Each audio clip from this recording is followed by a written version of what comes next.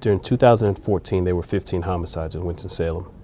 2 of these deaths were determined to be cases of self-defense. In 8 other cases, suspects have been identified and charged, and 1 case is being actively investigated. But despite the best efforts of the city's homicide detectives, some of these murders remain unsolved. I'm Detective Joel Morissette. The police department is seeking help to find the people responsible for 4 unsolved deaths. The city's Crimestoppers hotline allows people with knowledge of a crime to provide information without giving their name. If you or someone you know has information about the following unsolved murders, please call Crimestoppers at 727-2800. You do not have to give your name, and if your information leads to an arrest, you may be eligible for a cash reward.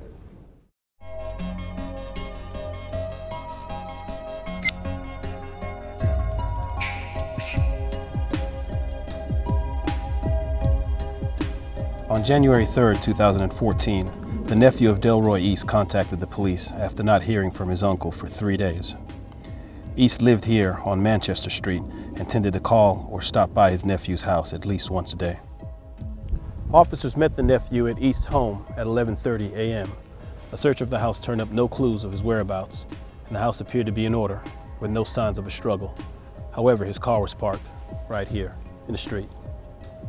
While talking with neighbors, friends, and family members, we learned that the vehicle being parked in front was unusual. The vehicle is normally parked in the driveway. That led the nephew to be suspicious when he found the vehicle parked in front of the house. Later that afternoon, with still no word from his uncle, the nephew decided to search his uncle's car. After looking in the passenger compartment, he opened the trunk. Inside was the body of his uncle. He had been shot to death. East, 44, was a native of Jamaica and had lived with family members in New York before moving to Winston-Salem in 2005. When East wasn't at home, he could often be found at a friend's house on Emerald Avenue.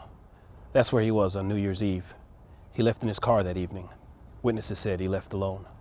Witnesses advised that they saw the vehicle here on New Year's Day. One witness advised that shortly after midnight, they saw Mr. East's vehicle drive up to the front of the house, followed by another vehicle. A driver who was not Mr. East exited out of Mr. East's vehicle, got into the other vehicle, and drove away. An examination of East's car turned up no clues, nor did the police find any leads in his house when they gave it a closer look after finding him murdered.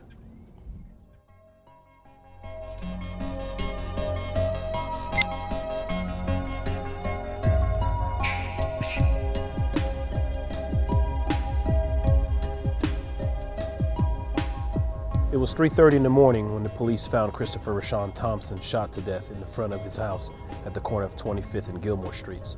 A passerby had discovered his body and called 911.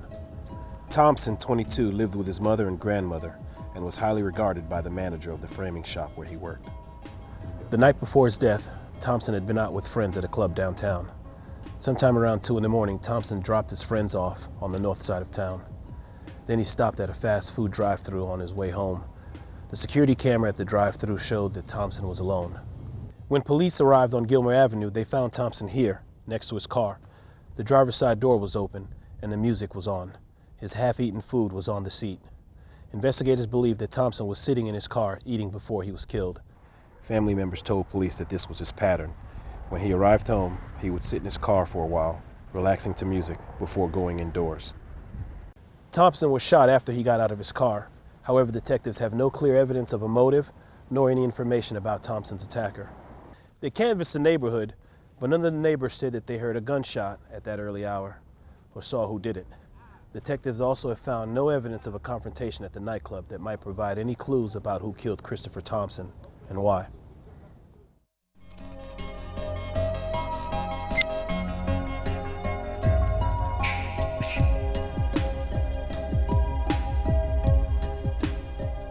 On the night of March 28th, officers were dispatched to a report of a shooting at Cleveland Avenue and 21st Street.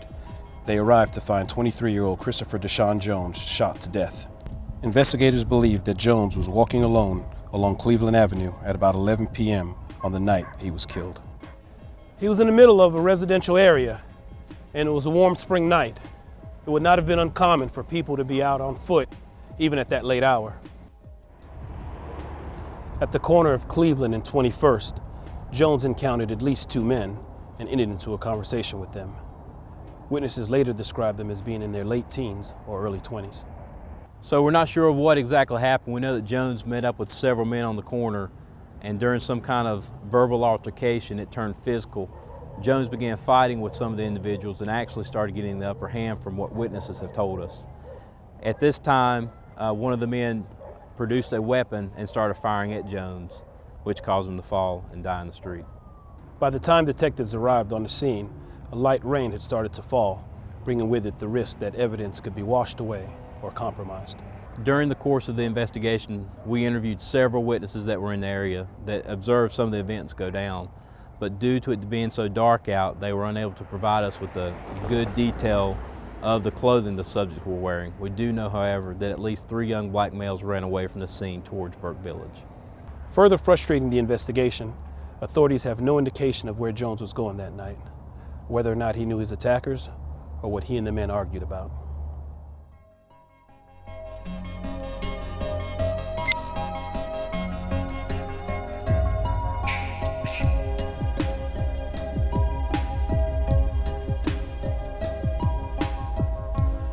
Late on the night of April 17, 2014, EMTs and police were dispatched to a shooting at 911 East 4th Street. When the police arrived, they found Tyrone Elliott dead inside an upstairs apartment, killed by a fatal gunshot. Christopher Larkin, his close friend, had also been shot, but was still alive. Paramedics rushed him to the hospital. Elliott, 22, grew up in Winston-Salem and graduated from Mount Tabor High School, where he played football. On the night of the shooting, Elliott and Larkin were among a group of young people at the apartment, which was a known place to buy drugs. Shortly after 11 p.m., Elliott was called outside to the back stairs, and a man at the bottom said he wanted to buy some drugs. Elliott started down the stairs towards the man, followed by Larkin. After a brief exchange of words, the man pointed a gun at Elliott and fired several shots.